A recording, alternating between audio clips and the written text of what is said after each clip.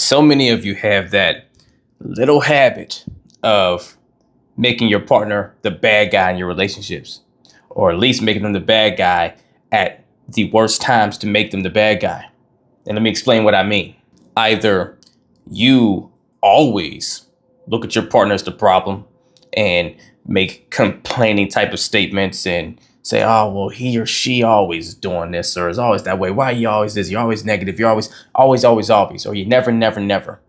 Those always and never statements with negative connotation, to where you start to subconsciously wire your mind to justify pointing the finger at your partner, making them the source for all of your issues, making them the problem in the relationship instead of maybe actions that they've done, to where the problem itself is outside of the person and you're making the person the problem, to where they literally become the bad guy in your mind subconsciously, even if you're not consciously thinking of it this way. And so this is actually not a little habit, it's a huge habit, and it's a huge unhealthy habit, because it starts to literally condition you to see your partner and your relationship as negative. That's the way that people wind up always going to their friends to vent and say something negative about their partner. The people that look up and whenever they want their friends to come and support the relationship and help them work through staying together, their friends are completely against their partner now, because you've done so much work. You've laid so much groundwork of coming to your friends to only just stress and tell them about how bad your partner is and how horrible they're being. And you do it so consistently that it becomes a normacy and it becomes a regular thing for you. But let's talk about the other side of the track too, where maybe you don't always bash your partner. Maybe they're as amazing as they can be and as possible, right? Until you make them the bad guy at the worst times, right? Like, they're awesome until they're not, right? Until the situations that come along or come up, or, or you feel a way about something they did or they said or whatever, what they did or did not say. And you wind up, talking about how messed up they are, right? You flip switch on them. So all of that is how you're making your partner the bad guy. Right. And I always stress the word bad guy, because that's exactly how your partner feels when they feel attacked by you for their shortcomings or something that you feel a way about. Right. And no matter how much you want to feel like you're not doing this, subconsciously, you are wiring that kind of, narrative into your subconscious. Right. Is you're wiring it into yourself to where, yes, you don't consciously think of your partner as a bad guy, bad person. Right. But when you emotionally or dealing with a circumstance, they literally become like the villain to you. They become that, right? They become the source to your problems and the issue, right? And you start operating and treating them as such so often in those times, to where you're not as pleasant to them, to where you're not as agreeable or workable. You're not as empathetic and understanding to maybe whatever obstacles they're working through to have done the thing that you didn't like in the first place, or to have the misstep they made, or whatever it is, or even to not see some situations more unbiased, right? Because you're actually giving them a fair shake or whatever. You're less likely to do that whenever you start to label them a certain way subconsciously, if not even consciously. So how you stop doing this is more of something you need to do that you probably never have done to this point. A lot of you have not simply made a decision on who your partner is. You got to decide at some point, right? And it's whenever we have not made this decision that oftentimes we can flip script and flip flop between indecision on how we feel about our partner from one day to the next based off of what's going on, to where the results always dictate your perspective on your partner versus what you've come to know over time, or what you've seen time and time again, and what you believe in your heart about them, because obviously you're with them for a reason. I would hope you're not with someone that, you don't think truly loves you and that you don't think is a good person.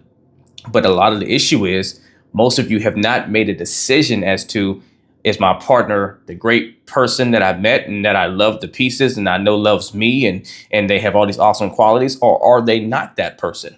It's that simple. Now, when I say that, that doesn't mean if you do acknowledge and you do determine and you say officially, yes, my partner is amazing, that now they're just, perfect, like they can't do wrong. Yes, they're going to be flawed. We're all flawed. None of us are perfect, right? That will always be the case.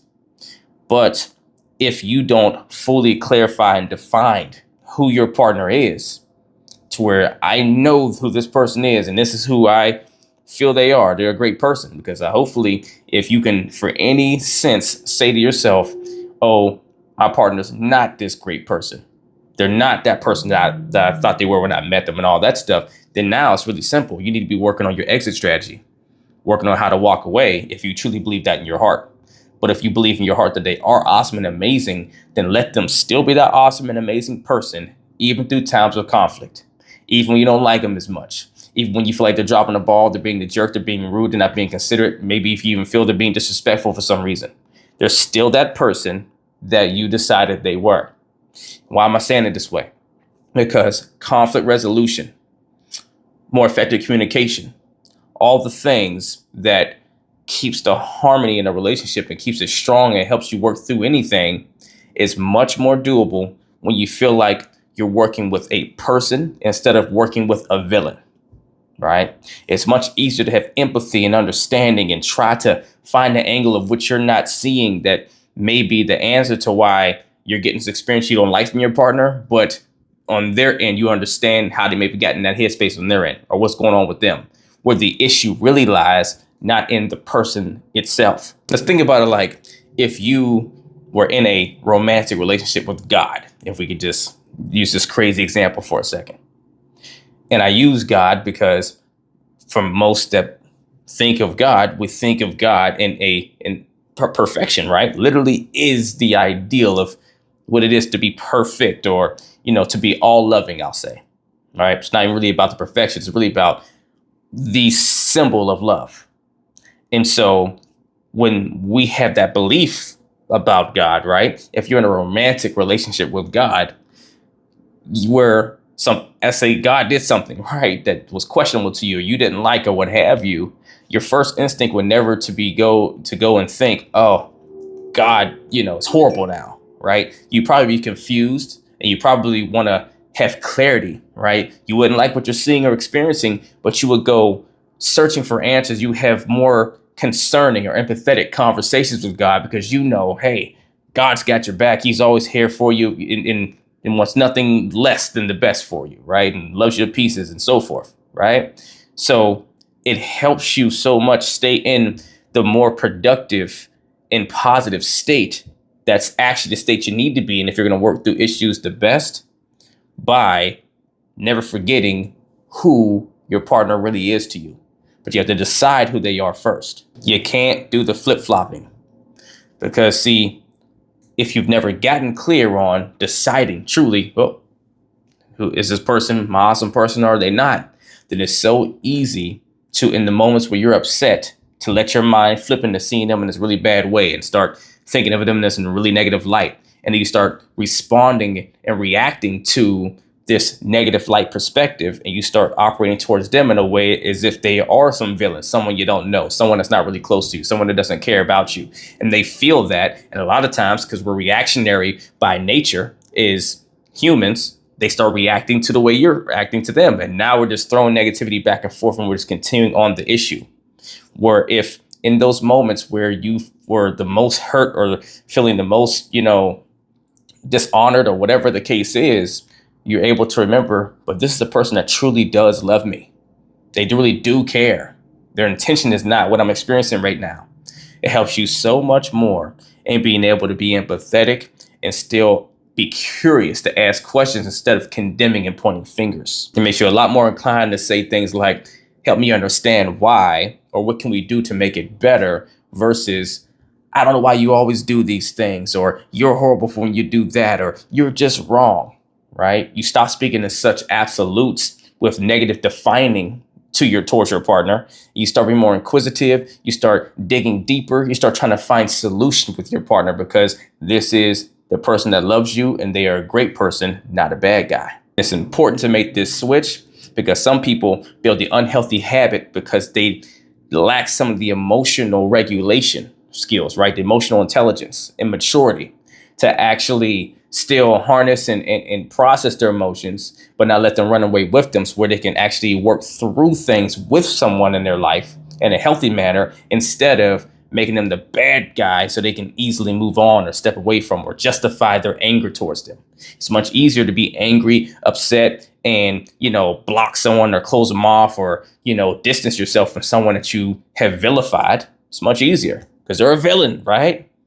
But if they're a person still, and they still do love you, and they're still an awesome individual, it's much harder to justify blocking them or just distancing yourself or talking really poorly towards them or talking poorly about them. That's much more difficult to do because now you have to face your own sense of, morality and principles and feeling like you're being a bad guy, right? For talking bad about this person that you're just upset with, right? And it's like a cheapskate, easy way out to justify to sitting there being angry and stewing in the pain or being upset, right? You're always justified to be upset, but don't hold on to that as a strength tool.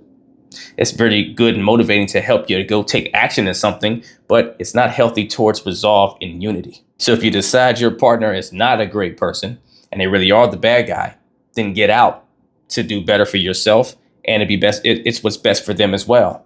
But if you actually do decide that your partner is an amazing, loving person that loves you no matter what, then treat them as such, even in the times when you don't want to. Let's get it.